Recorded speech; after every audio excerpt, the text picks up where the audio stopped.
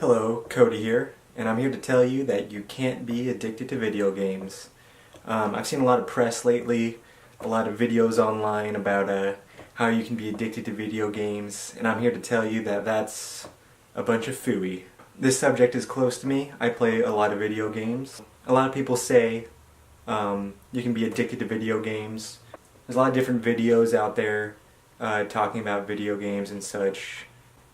The bitter reality of video game addiction, almost 7,000 views. So clearly there's this anti-video game bias in the media, clearly.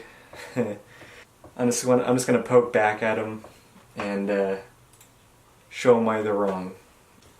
So on the surface, 4,100 hours in Dota might seem like an addiction. It's kind of like a part-time job for a decade, but that doesn't really count because it's a game. And you don't see people addicted to football unless that happens, but we won't count that. A lot of people say you can be addicted to video games because a lot of games have like daily challenges, like Hearthstone or War Thunder. They're both free to play, so can you really get addicted to something that's free? You know, heroin isn't free, super addictive. Hearthstone is free. I think people also think, like Steam, you know, they make money off of people buying games and downloading free ones because they use their platform. So people might think that, you know, when you see friends online and every time a friend gets online and starts playing a game there's a little pop-up, so that kind of gets you to play a game. And I think that's a bunch of phooey because I'm pretty much always online, so them playing doesn't really affect me.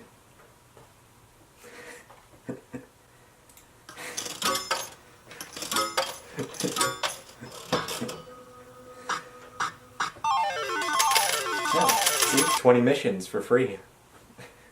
I have about 150 hours in Hearts of Iron 4, and it's a great game. I toured the game first, so there's about 50 hours I'm not showing here, but I highly recommend it because it's quite historical.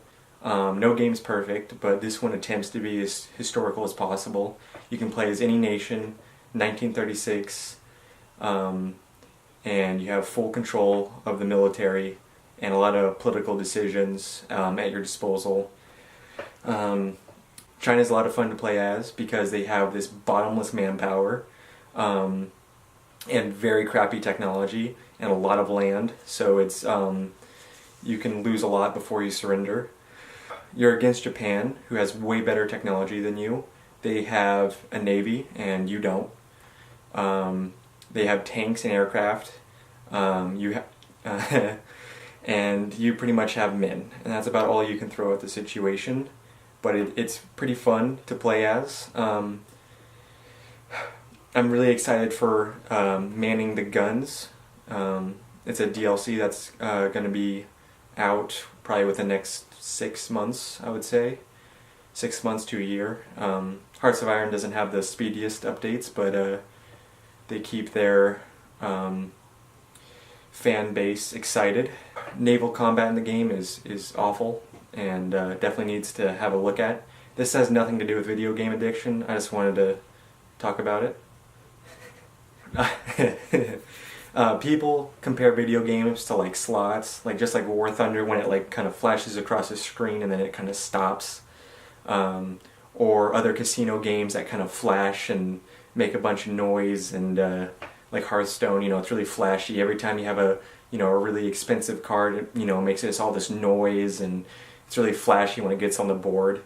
And it's not a fair comparison because no one plays slot machines at their home, or craps.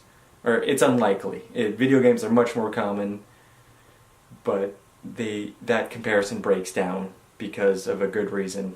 I'm not going to say that good reason, but you're just going to have to trust me. As I was making this video, a friend playing Dota asked me what I was doing, and he gave his 2 cents on the subject matter. So let's see what he has to say.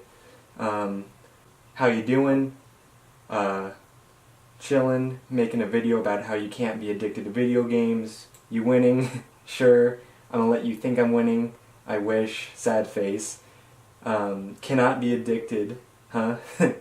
Tell that to Hitler, who according to Fox clearly distributed them during World War II. That is evidence they caused violence. Could not have said it better myself.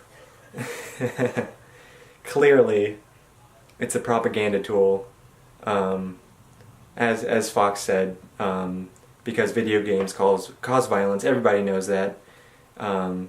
Proven science, based on opinion, and backed up by people who have that same opinion.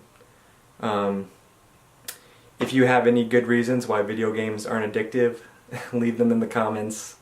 I'm always looking for more material. Anyway, I'm gonna go play some Dota. Not addictive Dota, that is. It's like caffeine-free coffee, you know? Just 1 or 2 games, maybe 3 or 4, 5, depending if I lose or win. Maybe 6, I don't know. You know, because I got it's an odd number of hours, so you kind of want to like have an even number, you know.